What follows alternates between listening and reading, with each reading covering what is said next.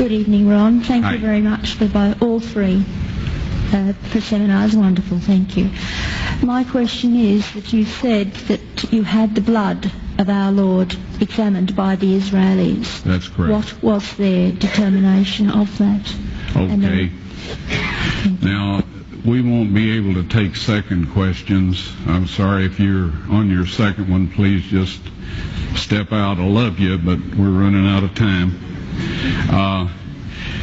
Real quickly, okay. Dried blood is dead blood. Everybody knows that, all right? They can test the blood of the pharaohs, the mummies of the pharaohs, all right? There's certain things they can do. They cannot get a chromosome count by any method I'm familiar with, all right? Things keep changing. I don't profess to know everything. However, there's no way I know that you can get a chromosome count out of dead blood. You can get a DNA and some other things, but not a chromosome count, all right? That's done by living white blood cells.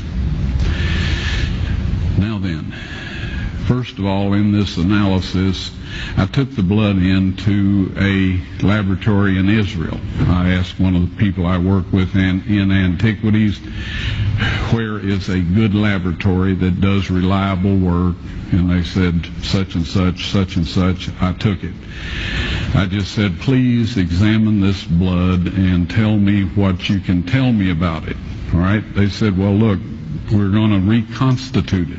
We're going to put it in normal saline and keep it at body temperature for 72 hours with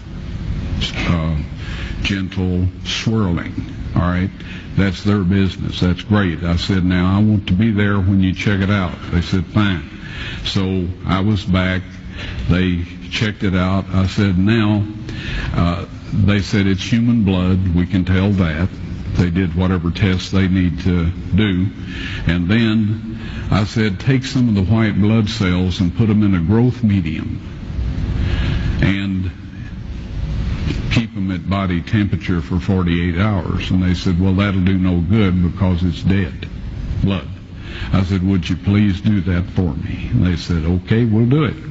So anyway, I said, I want to be there when you take it out and examine it. So I was back there. They took it out, examined it under a microscope, and the one technician called the other one over there, and then they called the boss over there, and they were talking Hebrew a mile a minute there for a little bit, and they looked at me and they said, Mr. Wyatt, this human blood only has 24 chromosomes in it.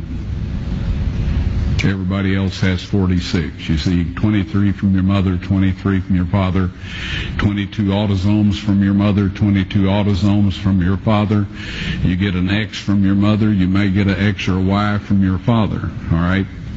This blood had 23 chromosomes from the mother's side, one Y chromosome only. You see, the child could not have developed if they hadn't had the autosomes from the mother. So all of his physical characteristics were determined by his mother's side of the family, her autosomes.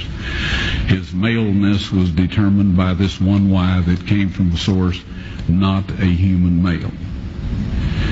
Then they said, this blood is alive. And then they said, whose blood is this?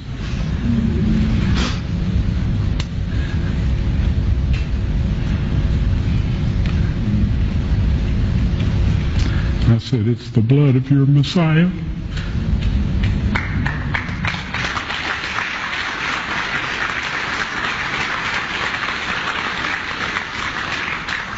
And I assure you, those men's lives have changed.